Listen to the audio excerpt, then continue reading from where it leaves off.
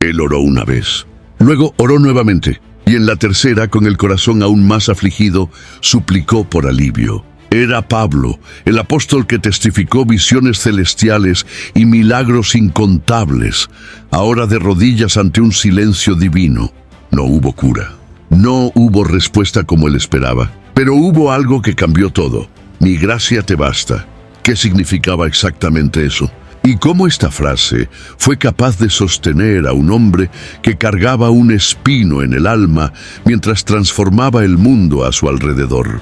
¿Por qué Dios no respondió como él quería? ¿Qué tipo de fuerza es esa que se perfecciona precisamente en la debilidad? Y lo más importante, ¿será que esa misma gracia sigue siendo suficiente para nosotros hoy en los dolores que nadie ve, en los espinos que nadie entiende? Hay gente que intenta esconder los espinos como si la verdadera fe fuera sinónimo de perfección. Pero aquí, nosotros elegimos hablar de la gracia que sostiene incluso cuando el alivio no llega. Si este tipo de reflexión tiene sentido para tu camino, ya inscríbete en el canal. Hay muchas cosas que aún vamos a descubrir juntos por aquí. Es curioso cómo la lógica divina frecuentemente desafía el entendimiento humano. En 2 de Corintios, capítulo 12, versículo 9, el apóstol Pablo registra una de las declaraciones más profundas de Cristo. Mi gracia te basta, porque mi poder se perfecciona en la debilidad. Esta respuesta divina no solo redefine lo que es fuerza, sino que también transforma el significado de la propia debilidad.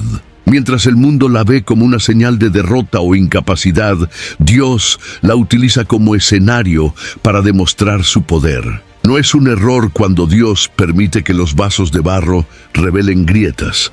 Es estrategia. Es ahí, entre los fragmentos de la limitación humana, donde la luz de la gloria divina encuentra espacio para brillar con más intensidad.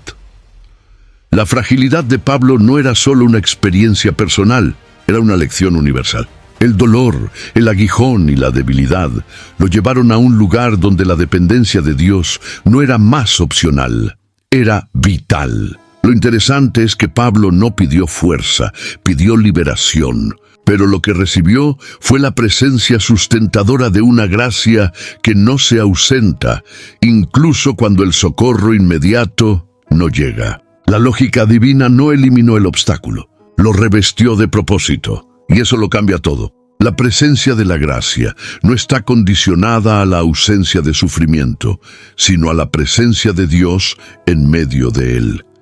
En el caminar cristiano, no es inusual esperar que la fe elimine todos los signos de debilidad.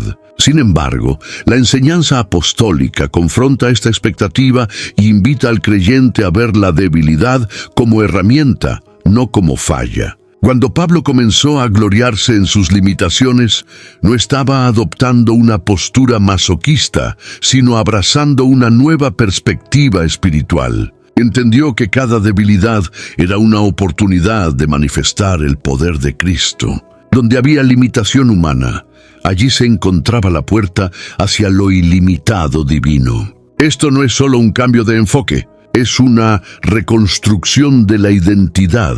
Es necesario entonces revisar los filtros a través de los cuales se interpreta el sufrimiento. Hay momentos en que el cielo está más cerca de los que lloran que de los que triunfan. La gloria de Dios se muestra con más claridad en situaciones donde no hay más fuerza propia en la que apoyarse. Esto no disminuye el sufrimiento, sino que lo redime. La fragilidad puede ser el lugar donde Dios escribe los capítulos más transformadores del camino. La gracia no anula el dolor, sino que transforma la narrativa.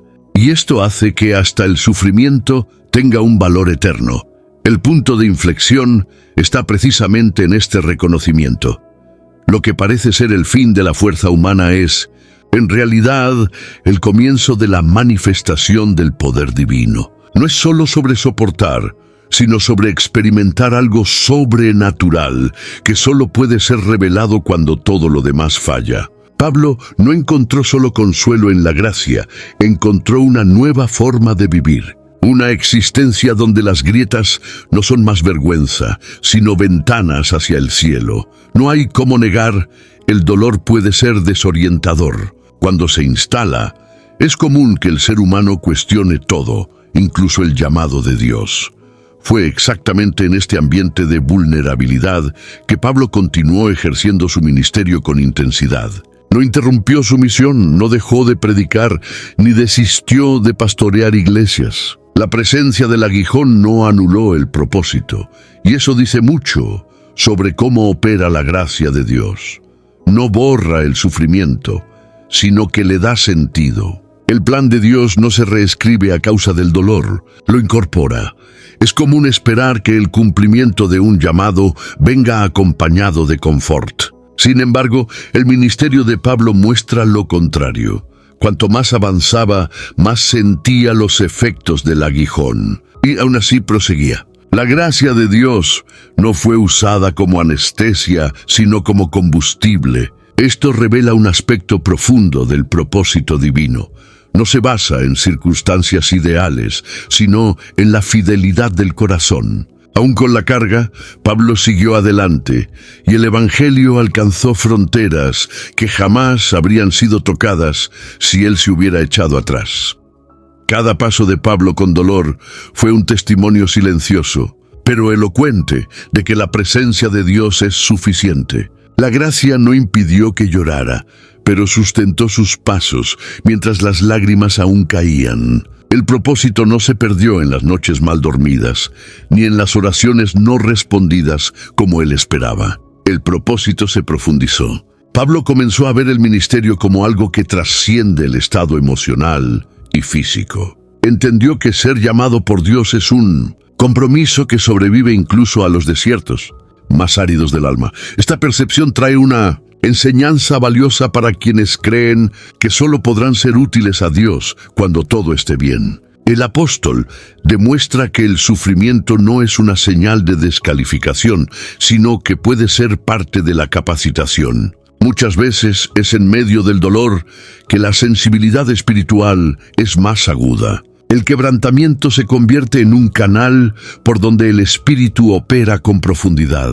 Y cuando el vaso continúa en movimiento, incluso agrietado, se vuelve aún más precioso a los ojos del alfarero. El propósito de Dios no fue puesto en espera a causa del dolor de Pablo. Por el contrario, fue en medio de la aflicción que escribió cartas que moldearon el pensamiento cristiano durante siglos. El aguijón, que podría haberlo paralizado, se convirtió en el telón de fondo de la mayor manifestación de perseverancia y dependencia del Nuevo Testamento. Esto nos lleva a reconsiderar, ¿será que lo que nos hiere hoy no puede ser precisamente lo que Dios usará para llevar adelante su obra a través de nosotros? El apóstol Pablo, hombre de visiones celestiales y experiencias sobrenaturales, se vio en una situación que lo colocó al mismo nivel que cualquier ser humano. Clamó a Dios por liberación y no recibió. La palabra dice que él oró 3 veces para que el aguijón fuera quitado. 3 momentos de súplica, 3 oportunidades para que Dios respondiera con milagro, pero la respuesta divina no vino como se esperaba. Dios no actuó conforme a la petición. El silencio de Dios en estas ocasiones no significó indiferencia, sino una revelación aún más profunda, la presencia continua de la gracia. Hay algo profundamente espiritual en el silencio divino. Muchas veces esperamos que el cielo se manifieste con estruendo, pero la enseñanza bíblica muestra que el no de Dios también lleva dirección. El clamor de Pablo no fue rechazado, fue redirigido. El Padre Celestial no ignoró al apóstol, sino que lo condujo a un lugar donde él comprendería que el mayor milagro no era la remoción del dolor, sino la compañía continua del Consolador. Cuando Dios responde con silencio, no significa que Él se ausentó, significa que Él está enseñando. Este episodio revela algo que pocos aceptan con facilidad. No toda oración será respondida de la manera en que fue hecha. Pablo era íntimo de Dios, lleno del Espíritu, y aún así su oración no fue atendida como él quería. Esto nos obliga a reformular la manera en que vemos la fe. La fe no es una llave mágica que abre todos los deseos. Es confianza inquebrantable en el carácter de Dios, incluso cuando la petición parece ser ignorada. El silencio de Dios es pedagógico, no punitivo. El número 3 en la Biblia tiene simbolismo de completitud. Las 3 súplicas de Pablo no fueron meramente insistencia, sino que expresaron un proceso profundo de rendición. Dios, al no retirar el aguijón, no estaba castigando a Pablo, sino refinando su fe. Estaba abriendo sus ojos a una realidad más elevada, la suficiencia de la gracia. Esta es una lección que muchas veces solo se aprende cuando el milagro no llega, pero la paz inexplicable permanece. Al final, Pablo no solo aceptó la respuesta divina, sino que se glorió en ella. Él entendió que la gracia recibida en el silencio era más poderosa que el alivio que podría haberse dado. Este episodio nos enseña que el clamor sincero no cae en oídos sordos, sino que es escuchado por un Padre que siempre da lo mejor, incluso cuando no es lo que pedimos. Antes de continuar, quiero hacerte una pregunta simple. ¿Has vivido un momento en que la única respuesta de Dios fue el silencio? Comparte aquí en los comentarios. A veces, solo al escribir, comenzamos a ver con más claridad lo que Dios está haciendo. Cuando Dios finalmente habló a Pablo, su respuesta fue desconcertante.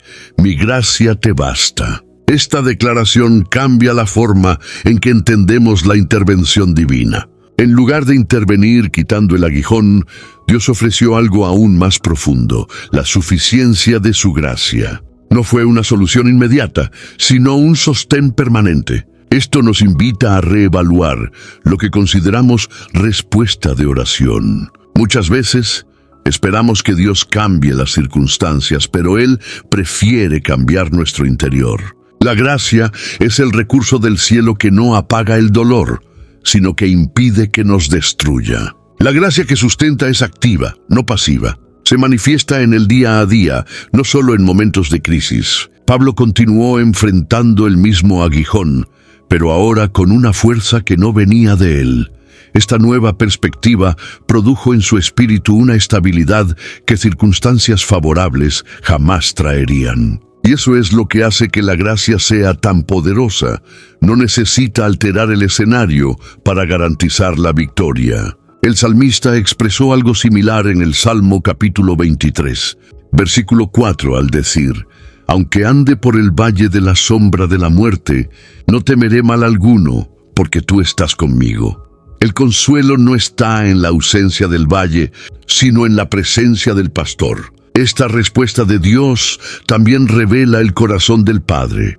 Él no es indiferente al dolor de sus hijos, sino que está más comprometido con la formación del carácter que con la eliminación inmediata del desconfort. La gracia que basta es aquella que madura, fortalece y nos enseña a caminar con firmeza, incluso sin garantías visibles. Pablo no recibió una fórmula para eliminar el sufrimiento, sino que recibió acceso directo a la fuente que lo capacitaría para soportar cualquier cosa. Y eso es más valioso que la liberación. Al aceptar esta respuesta, Pablo comenzó a experimentar un tipo de fuerza que solo puede ser accesible para quienes aprenden a vivir por la gracia. No solo soportó el aguijón, sino que lo transformó en testimonio.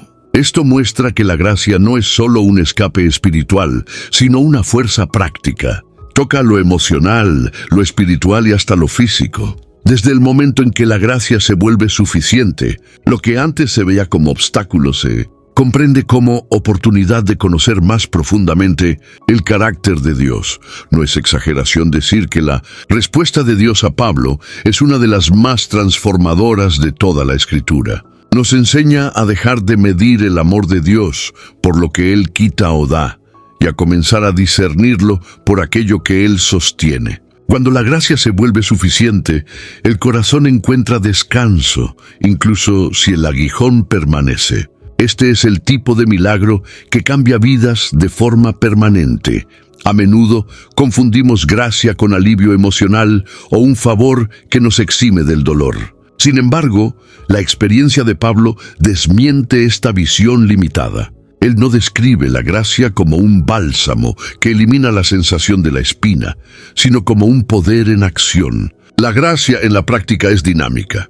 Es la capacidad divina de hacer que el ser humano continúe, incluso cuando no hay más fuerzas naturales para seguir. En Efesios capítulo 3, versículo 7, Pablo afirma que se convirtió en ministro por el don de la gracia de Dios que me fue dado según la operación de su poder. Esto muestra que gracia y poder son caras de la misma moneda. Ese poder no se manifiesta con estruendo, sino con perseverancia. Él es visible en el corazón, que a pesar de estar abatido, no se rinde. En la mente que, incluso bajo ataque, permanece firme. La gracia activa permite que el cristiano sea más que vencedor, no porque todo salga bien, sino porque su esencia está siendo transformada en medio de la prueba. Cuando Pablo escribe sobre esto, nos está mostrando que la vida con Dios no es una fuga de la dura realidad,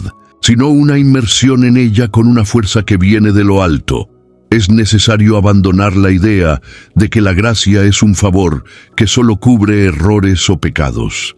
Ella es mucho más que perdón, es capacitación. Cuando Pablo dice que la gracia basta, está hablando de un recurso permanente que acompaña al creyente en toda y cualquier situación. Esto significa que incluso los días más oscuros están bajo el dominio de una fuerza que el propio Dios ha puesto a disposición de quien lo busca. Esta es la gracia que no falla, no escasea y nunca llega tarde. Ella actúa también en lo emocional, reorganizando los pensamientos, renovando la esperanza y transformando lágrimas en adoración. Muchos piensan que vivir por la gracia es estar siempre sonriendo, cuando en realidad es seguir adelante incluso llorando. Es la elección consciente de moverse con fe a pesar del dolor. La gracia no cambia lo que sentimos, pero cambia cómo reaccionamos a lo que sentimos. Y eso lo cambia todo. Al observar lo que Pablo vivió, entendemos que la gracia es más que una palabra bonita. Es un poder práctico, tangible y accesible. Ella transforma derrotas en plataformas de crecimiento, heridas en fuentes de compasión y luchas en oportunidades para revelar la gloria de Dios.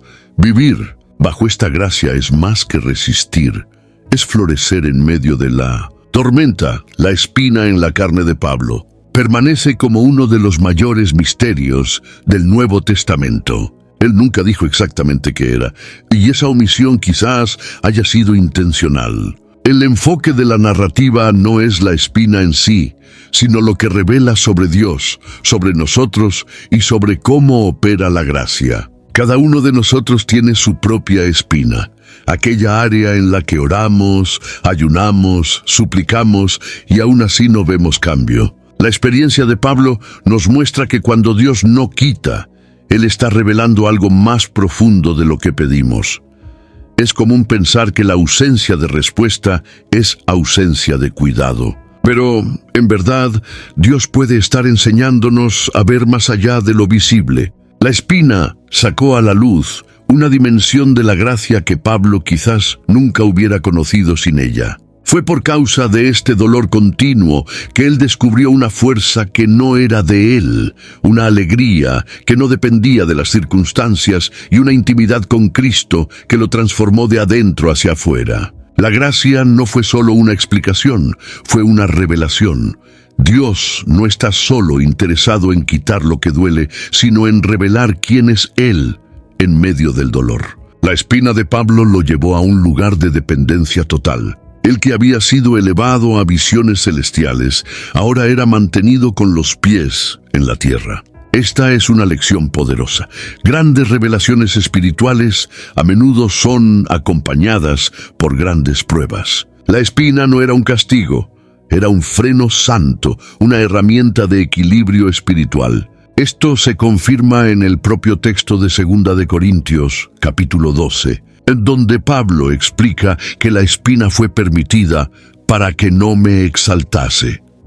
En este sentido, La espina es menos una limitación y más una protección. Ella protege a Pablo de sí mismo, de la soberbia, de la independencia. Y esto también puede ser verdad para nosotros. Lo que hoy parece una barrera puede ser exactamente lo que nos está impidiendo perdernos de Dios. La gracia, en este contexto, es el recordatorio constante de que todo viene de Él. Todo depende de Él y todo vuelve a Él. El misterio de la espina nos obliga a reflexionar sobre el tipo de fe que estamos desarrollando. Una fe madura no se alimenta solo de milagros visibles, sino de revelaciones silenciosas. Cuando Dios no quita, es porque quiere mostrar algo que solo puede ser visto allí. La espina no es el fin de la historia. Es el inicio de un viaje más profundo con la gracia. Aceptar la negativa de Dios es una de las tareas más arduas de la vida cristiana. Cuando oramos, esperamos que el cielo responda de acuerdo con nuestra urgencia, pero hay momentos en que la respuesta divina es un simple, pero firme, no. Fue eso lo que Pablo recibió en respuesta a su clamor sobre el espino. A primera vista puede parecer un gesto de frialdad. Pero mirando más de cerca, ese no revela un cuidado más profundo que un sí inmediato. En Hebreos capítulo 12, versículo 6, está escrito: el Señor corrige al que ama y azota a cualquier que recibe por hijo. O sea, la negativa de Dios no es rechazo, es amor disciplinador. Este tipo de amor no actúa para agradar, sino para madurar. Dios no actúa con base en nuestra conveniencia, sino en su soberana sabiduría. El no que Pablo recibió fue cargado de gracia y fue un divisor de aguas en su vida espiritual. Él entendió que la ausencia de aquello que quería era, en realidad, la presencia de lo que más necesitaba, una comunión más profunda con Cristo. Cuando Dios dice no, Él no nos está dejando de lado. Nos está guiando hacia un camino que muchas veces no vemos en el momento. Esa aceptación del no divino requiere rendición, no una rendición pasiva sino consciente. Es admitir que los planes de Dios son más altos que los nuestros, como declara Isaías capítulo 55, versículo 9. Pablo, al dejar de insistir y comenzar a glorificarse en las debilidades, demostró que había alcanzado un nivel de madurez que pocos alcanzan. Él no solo aceptó la voluntad de Dios, la deseó. Eso es el ápice de la fe, cuando no solo nos sometemos al plan divino, sino que encontramos placer en él, incluso si implica dolor. El no de Dios puede ser el inicio de un proceso de curación más profundo que cualquier milagro físico. Él nos libra de la ilusión de control, nos desarma de la autosuficiencia y nos lleva al terreno de la dependencia total. Es en ese lugar que la gracia florece. El alma que se rinde al no con humildad pronto percibe que la paz de Dios, que excede todo entendimiento, comienza a dominar los pensamientos y el corazón, como afirma Filipenses capítulo 4, versículo 7. Al aceptar el no de Dios, Pablo no perdió la fe, la refinó. Y eso nos enseña que el amor de Dios no siempre se expresa por aquello que Él nos da, sino también por aquello que Él nos niega. Porque Él ve lo que nosotros no vemos y nos ama lo suficiente para no darnos todo lo que pedimos. Ese tipo de amor construye, transforma y conduce a una vida cimentada no en lo que se tiene, sino en quien se conoce. La declaración divina a Pablo de que su poder se perfecciona en la debilidad confronta directamente todo lo que aprendemos sobre la fuerza. En el mundo, el fuerte es quien domina, quien no siente dolor, quien no demuestra debilidad. Pero en la economía del reino de Dios, los parámetros están invertidos. La verdadera fuerza no está en no caer, sino en continuar incluso cuando se está en el suelo. El Señor no perfecciona su fuerza en la competencia humana, sino en las áreas más frágiles, más dolorosas y más expuestas de nuestra existencia. Esto se alinea con lo que está escrito en 1 Corintios capítulo 1, versículo 27. Dios eligió las cosas débiles del mundo para confundir a las fuertes. Esta lógica divina libera. Ella muestra que no necesitamos esconder nuestras debilidades para ser instrumentos en las manos de Dios. Por el contrario, es al reconocerlas que abrimos espacio para que el poder de Él se manifieste con mayor intensidad. La fuerza de Dios no entra en disputa con la nuestra. Ella se instala cuando la nuestra se agota. Fue eso lo que Pablo entendió. Mientras él intentaba ser fuerte por sí mismo, cargaba un peso más allá de lo que podía soportar.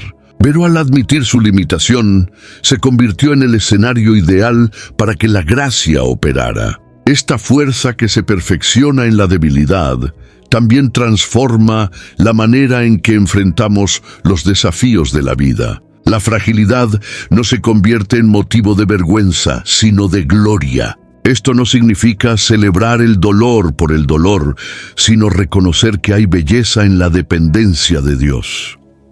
La gracia no torna la debilidad irrelevante, sino significativa. Le da propósito al sufrimiento y sentido a aquello que, fuera del contexto divino, parecería solo pérdida. Además, esta perspectiva enseña algo precioso.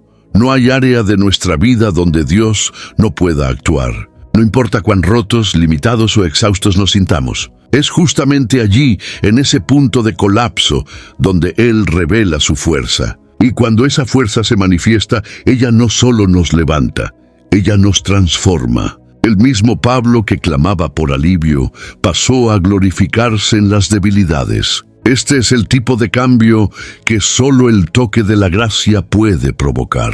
Cuando las fuerzas humanas fallan, no es el fin, es el comienzo.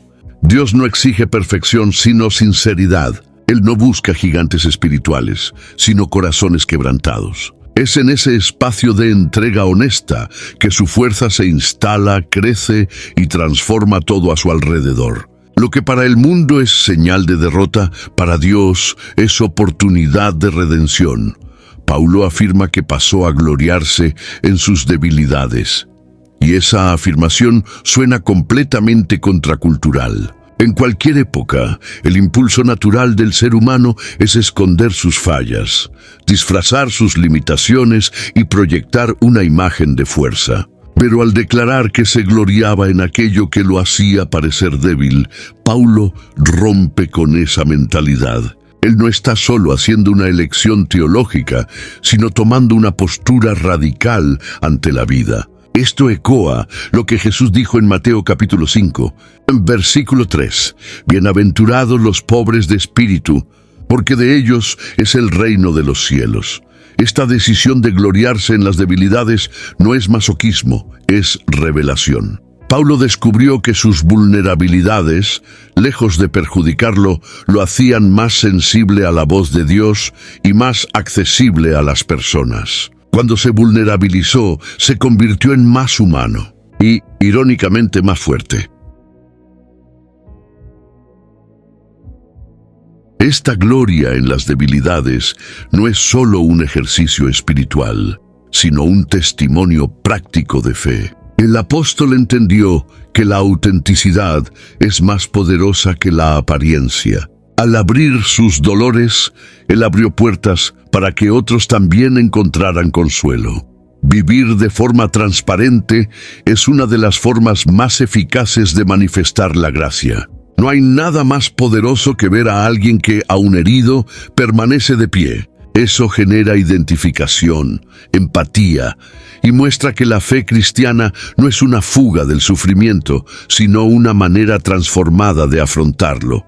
La gloria de Dios se manifiesta cuando un corazón, aún destrozado, decide seguir confiando. Y eso inspira más que cualquier demostración de fuerza forzada. Al gloriarse en sus limitaciones, Paulo también estaba educando a la iglesia. Él mostraba que el ministerio no se construye sobre perfección, sino sobre dependencia. Sus lectores, en Corinto y en las iglesias que fundó, necesitaban saber que no es la ausencia de fallas lo que valida a un hombre de Dios, sino la gracia que lo sostiene. El testimonio de alguien quebrado pero lleno del Espíritu tiene más poder que el discurso de alguien que nunca parece errar. Esta enseñanza sigue siendo urgente hoy. Vivimos en una era donde se esconde la debilidad para parecer digno. Pero la gracia nos invita a hacer lo contrario, revelar nuestros dolores para mostrar que hay un Dios que actúa exactamente donde somos más frágiles. Gloriarse en la debilidad es reconocer que el valor está en quien nos sostiene, no en cuánto podemos cargar solos. Muchos cristianos ven la gracia como algo que debe ser activado solo en momentos de crisis, como si fuera un extintor espiritual guardado para situaciones extremas. Sin embargo, la experiencia de Paulo revela algo diferente.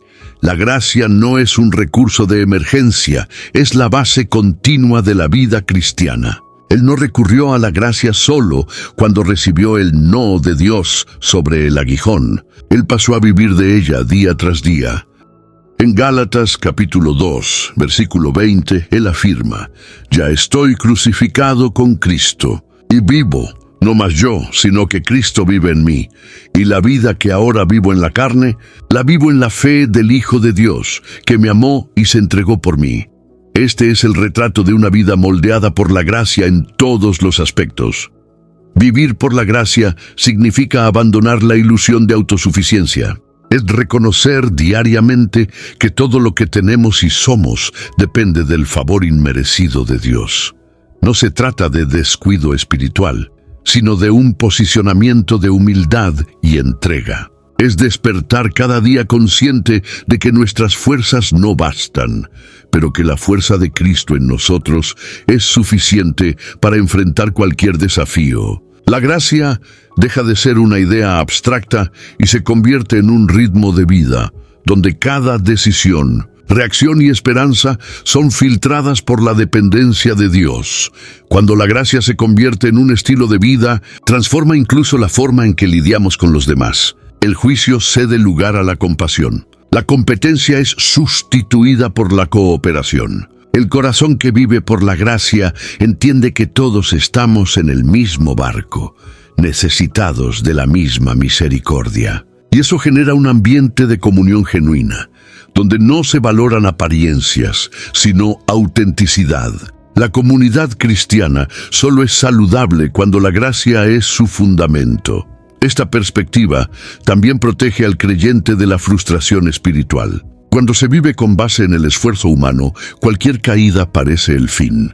Pero quien vive por la gracia entiende que las fallas no son el punto final, sino oportunidades de reinicio. La gracia nos levanta cuando tropezamos y nos recuerda que el amor de Dios no fluctúa según nuestro desempeño. Como está escrito en Romanos capítulo 5, versículo 20, donde abundó el pecado, sobreabundó la gracia. Esta es la fuerza que nos levanta. Vivir por la gracia es más que un alivio en los días difíciles. Es un llamado diario a caminar con Cristo de forma auténtica, ligera y profunda. Es dejar que la suficiencia de Dios se convierta en el cimiento sobre el cual se construye toda la vida. Cuando la gracia deja de ser una teoría y se convierte en acción, revoluciona cada área de la existencia. Hay momentos en que oramos intensamente esperando un milagro visible. Esperamos que el diagnóstico cambie, que la puerta se abra, que la respuesta venga inmediatamente. Pero no siempre sucede. El milagro que deseamos puede no manifestarse, y esa ausencia puede afectar la fe de muchos. Sin embargo, Pablo nos enseña que hay algo aún más precioso que el milagro: la presencia constante de Dios. En Josué capítulo 1, versículo 5, Dios promete: «No te dejaré, ni te desampararé». Esta promesa no garantiza la ausencia de batallas, pero asegura compañía divina en todas ellas. La presencia de Dios no elimina automáticamente el dolor, pero transforma la forma en que lo experimentamos. Pablo continuó con el espino, pero con una conciencia clara de que no estaba solo. La gracia no lo curó de lo que dolía, pero lo envolvió de tal manera que el dolor ya no lo paralizaba. Esto es más que consuelo, es una nueva realidad espiritual. Cuando el cielo parece en silencio y el milagro no sucede, la presencia de Dios se convierte en el ancla del alma. No es una presencia distante, sino real, íntima y suficiente. Esta presencia cambia el ambiente, incluso si las circunstancias no cambian. Trae paz donde habría desesperación. Trae esperanza donde todo parece estancado. Es como la experiencia de Sadrach, Mesac y Abednego en el horno. No fueron librados del fuego, sino que caminaron dentro de él con el Hijo del Dios vivo a su lado. Y como está registrado en Daniel capítulo 3, versículo 25, incluso el rey reconoció: veo 4 hombres sueltos que andan paseando dentro del fuego. La presencia de Dios es el verdadero milagro. Quien vive guiado solo por milagros visibles corre el riesgo de desarrollar una fe frágil. Pero quien es guiado por la presencia desarrolla una fe que madura, que resiste y que inspira a otros. Pablo aprendió a encontrar en Dios no solo el poder para realizar señales, sino el compañerismo diario que sostiene el alma. La gracia que lo rodeaba no estaba en las manos de Dios que hace, sino en el corazón de Dios que permanece. Por eso, incluso cuando el milagro no venga, hay motivo para continuar. La presencia que nunca falla es suficiente para mantener el corazón caliente, las rodillas dobladas y los ojos fijos en el cielo. La ausencia de respuesta no significa ausencia de amor. Muchas veces es en ese lugar de espera que la presencia se vuelve aún más palpable y la relación con Dios más íntima. Uno de los mayores desafíos espirituales del ser humano es la necesidad de control. Queremos garantizar los resultados, prever los riesgos, anticipar los desenlaces. Pero la experiencia con el espino llevó a Pablo a una profunda liberación. Ya no tenía que controlar todo, pues estaba en manos de un Dios que controla lo esencial. Esta entrega es revolucionaria. En Proverbios capítulo 3, versículos 5 y 6, el sabio aconseja: confía en el Señor de todo tu corazón, y no te apoyes en tu propio entendimiento. Reconócelo en todos tus caminos, y Él enderezará tus veredas. Es exactamente eso lo que Pablo aprendió. La dependencia de Dios no es un signo de debilidad, sino de sabiduría espiritual. Cuando aceptamos que no tenemos todas las respuestas, abrimos espacio para la acción de aquel que conoce el fin desde el principio. Pablo dejó de luchar contra el espino para descansar en la suficiencia de la gracia. Salió del campo de la resistencia al de la rendición. Y paradójicamente fue ahí donde encontró libertad. La libertad de no tener que probar nada, de no tener que entender todo, de no tener que controlar lo incontrolable. Esta dependencia saludable rompe el orgullo, pero fortalece el espíritu. Cuando quitamos las manos del volante y dejamos que Dios guíe, no estamos perdiendo el rumbo, estamos entrando en el camino correcto. La gracia no exige que dominemos la situación, solo que confiemos en aquel que ya venció por nosotros. Este tipo de vida es más ligera, más profunda, infinitamente más segura que cualquier estrategia basada en el rendimiento. También vale la pena recordar que el control es un peso que nunca hemos sido llamados a cargar. Muchos viven exhaustos, ansiosos, frustrados, simplemente porque están tratando de hacer lo que solo Dios puede hacer. La gracia nos invita a dejar esa carga y vivir en dependencia constante. Esto no significa pasividad, sino entrega. Significa actuar con fe, no con desesperación. Caminar con discernimiento, no con prisa. Vivir por la gracia es dejar que Dios sea Dios y nosotros solo siervos confiados. Pablo descubrió que, al volverse dependiente, se volvió más fuerte, porque su fuerza ahora venía de la fuente inagotable. No necesitaba explicaciones, solo de la presencia. Esta liberación del control no es derrota, es victoria espiritual. Es cuando dejamos de vivir como esclavos de la expectativa y nos convertimos en hijos libres de la confianza. El dolor tiene un poder de moldear como pocas cosas en la vida. Desnuda las ilusiones, quiebra el orgullo y revela con claridad quiénes somos realmente. En el caso de Pablo, el espino no fue solo una prueba, fue una escuela de humildad. Aquel que había sido arrebatado al tercer cielo, que presenció revelaciones indescriptibles, reconoció que necesitaba ser mantenido en equilibrio. En 2 de Corintios capítulo 12, versículo 7, él mismo declara que el espino fue permitido para que él no se exaltara por la excelencia de las revelaciones. El propósito del dolor en este contexto era pedagógico, enseñarle a permanecer en el lugar de la dependencia.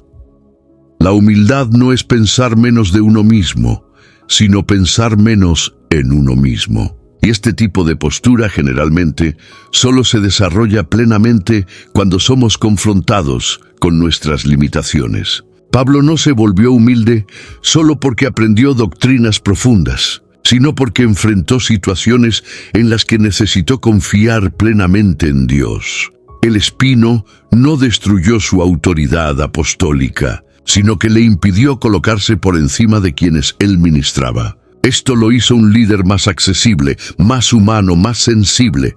La escuela del dolor es silenciosa pero eficaz. En ella aprendemos a escuchar más y hablar menos, a depender más de Dios que de la propia experiencia. La gracia, en lugar de eliminar el dolor, la usó como herramienta de formación. Y es exactamente ahí donde reside la belleza de la acción divina. Lo que parecía castigo era cuidado. Lo que parecía limitación era protección. Esta pedagogía divina transforma cicatrices en sellos de autoridad espiritual. La humildad generada por el dolor también genera empatía. Un corazón que ha sido quebrantado comprende mejor los dolores de los demás. Pablo, antes conocido por su celo inflexible, ahora escribe con ternura, consuelo y compasión. La experiencia con la gracia no lo endureció, lo suavizó. Esto muestra que el verdadero líder espiritual no es aquel que exhibe poder, sino aquel que revela misericordia. La gracia lo transformó de un perseguidor en un pastor de almas quebrantadas. Este viaje nos enseña que la humildad forjada por el dolor no es un menosprecio, sino una elevación. El espino no rebajó a Pablo, lo posicionó correctamente delante de Dios y de las personas. La gracia nos reeduca a reconocer que todo viene de Él. Todo pasa por Él y todo vuelve a Él. Y en esa conciencia, el alma encuentra descanso. Una de las marcas más impresionantes de la vida de Pablo fue su disposición a seguir sirviendo, incluso herido. No esperó ser sanado para retomar su misión. No aguardó a que el espino fuera removido para volver a predicar, enseñar y pastorear. La gracia lo impulsaba incluso cuando el cuerpo clamaba por descanso. Esto nos muestra que el servicio en el reino de Dios no es resultado de conveniencia, sino de convicción. En Hechos capítulo 20, versículo 24, él afirma: «En nada tengo preciada mi vida, con tal que cumpla con alegría mi carrera y el ministerio que recibí del Señor Jesús». Esta actitud revela el poder sustentador de la gracia. No se trata de un entusiasmo pasajero, sino de una fuerza que se renueva en medio de la extenuación. El espino, lejos de ser un impedimento para el servicio, se convirtió en el recordatorio diario de que la obra no dependía de las capacidades de Pablo, sino del poder de Dios operando a través de él.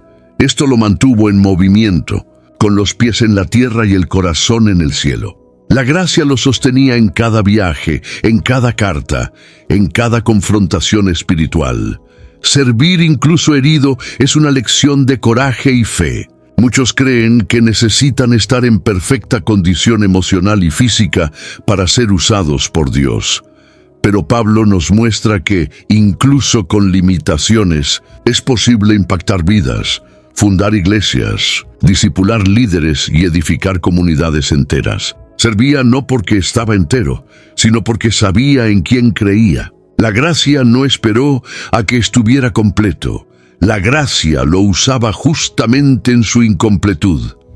Esto también nos libera del perfeccionismo espiritual. Si Dios solo usara a los que están 100% bien, nadie sería útil. La verdad es que la mayoría de los grandes siervos de Dios fue profundamente marcada por dolores que cargaron hasta el fin de sus vidas. La diferencia está en que, en lugar de parar por causa de ellas, permitieron que esos dolores se convirtieran en combustible para continuar. Y la gracia fue suficiente para cada etapa.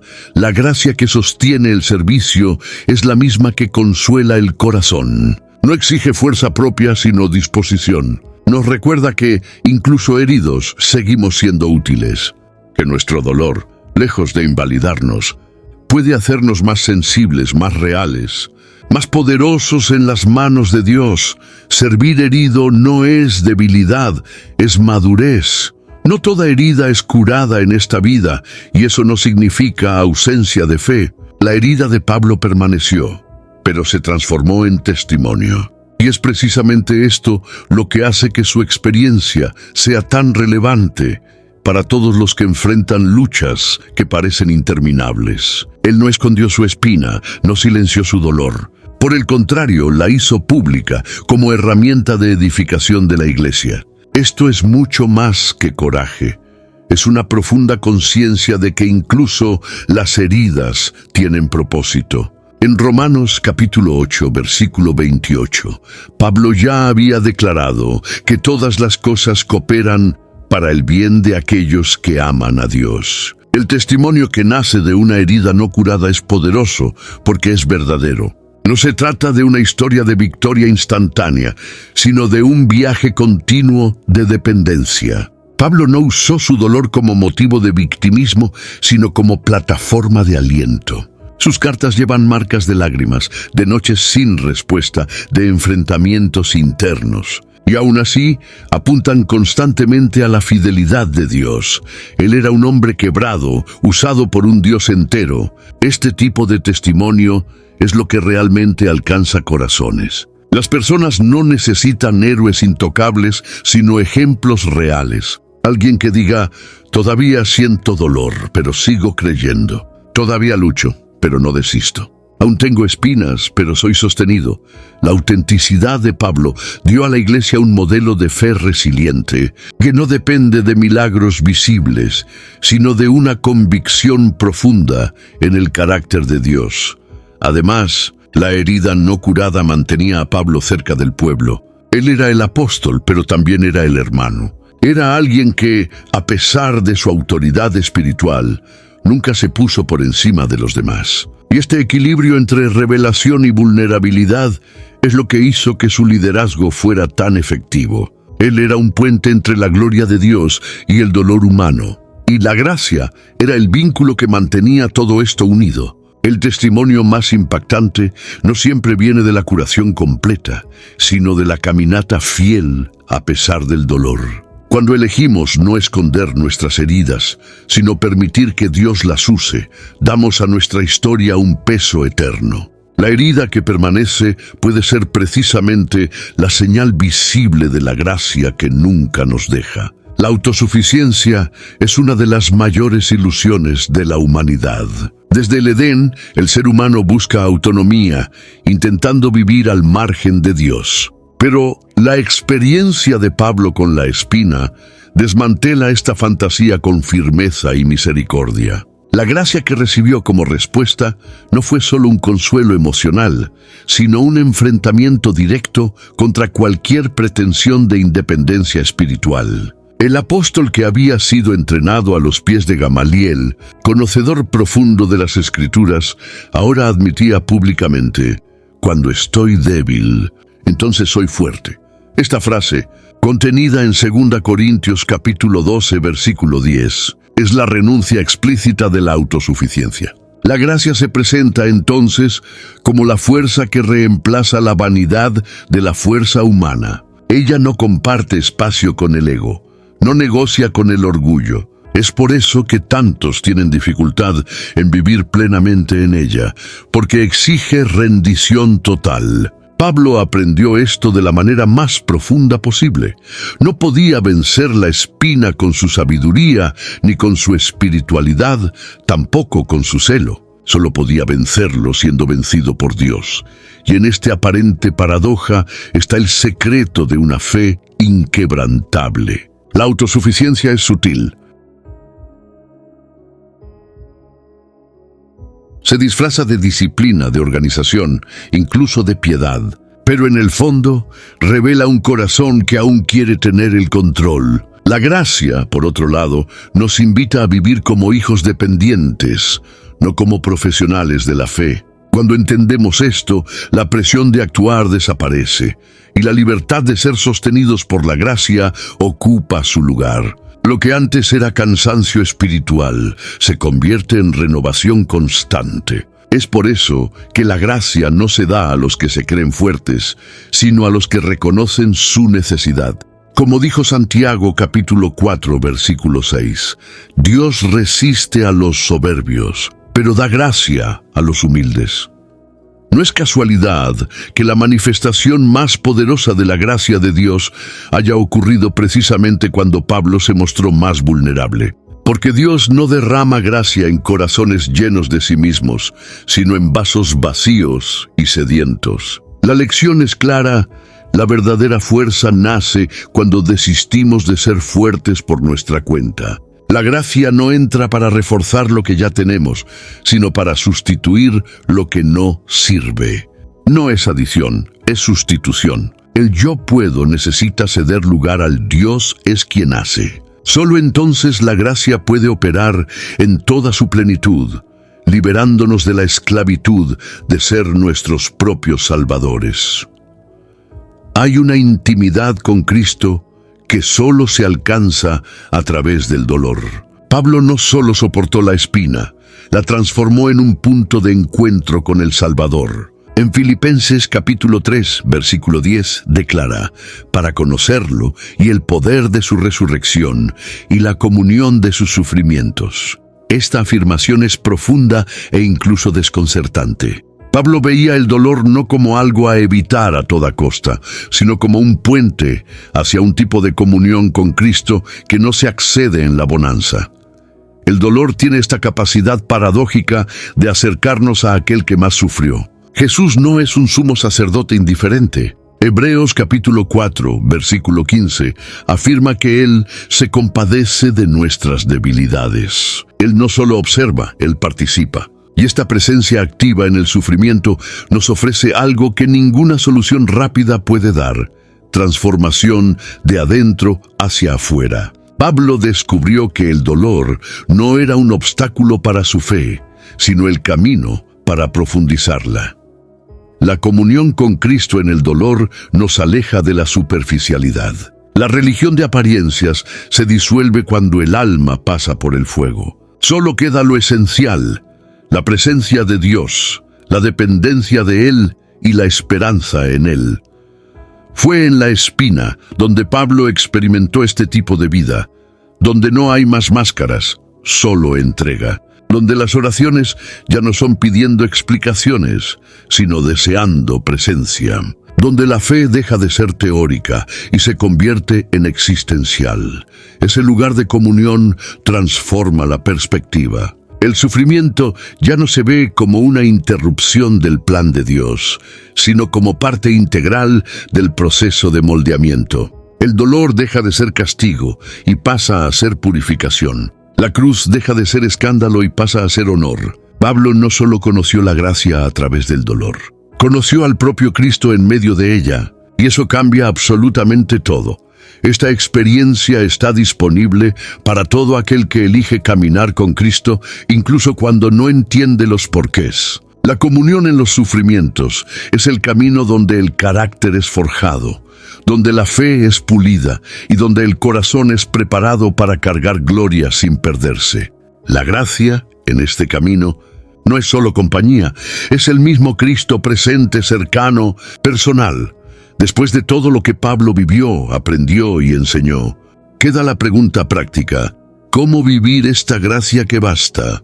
¿Cómo traducir este principio teológico en elecciones diarias? La respuesta comienza con una palabra: rendición. La vida por gracia es, ante todo, una vida rendida a la soberanía de Dios. En Lamentaciones capítulo 3, versículo 23, está escrito: «Las misericordias del Señor son nuevas cada mañana». Es decir, la gracia se renueva diariamente, pero es necesario buscarla todos los días con el corazón abierto. Practicar la gracia es recordar constantemente que no necesitamos merecer el amor de Dios para recibirlo. Es aceptar con humildad que nuestra fuerza no está en nuestro rendimiento, sino en la fidelidad de Él. Esto se manifiesta en actitudes simples: elegir el perdón cuando sería más fácil guardar rencor, levantarse después de un tropiezo, confiando en el nuevo comienzo que Dios ofrece. Tratar a los demás con compasión, conscientes de que también somos objeto de esa misma compasión. Otra práctica esencial es la gratitud. Vivir por gracia es desarrollar un corazón agradecido, incluso en los días grises. Es encontrar motivos para alabar, no solo cuando las circunstancias son favorables, sino especialmente cuando no lo son. La gratitud alinea la mirada con el cielo y fortalece el alma para mantenerse firme. Pablo, incluso preso, escribía cartas de ánimo, porque quien vive de la gracia vive más allá de lo que siente. También es necesario cultivar la escucha sensible a la voz de Dios. La gracia no es solo para los momentos de desesperación, sino para lo cotidiano. El Espíritu Santo es quien nos guía diariamente a toda verdad, como está registrado en Juan, capítulo 16, versículo 13. Por eso, vivir por gracia implica silencio, oración, lectura de la palabra y comunión con el cuerpo de Cristo. Son estas disciplinas espirituales las que mantienen viva la conciencia de la presencia de Dios, incluso en los días más difíciles. Por último, vivir la gracia que basta es reconocer que nunca falla, que sostiene, moldea, transforma y guía, que no es un premio, sino un regalo, que no es una teoría, sino una experiencia viva, que no depende de quiénes somos, sino de quién es Él. Y con este entendimiento, cada día se convierte en una nueva oportunidad de vivir, no por nuestra fuerza, sino por el poder que se perfecciona en nuestra debilidad.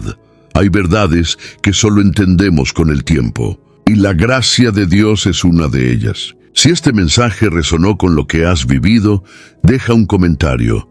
Tu historia puede fortalecer a alguien. Comparte con quienes amas, y si aún no estás inscrito, aprovecha para ser parte de esta comunidad que camina junta, incluso en días difíciles.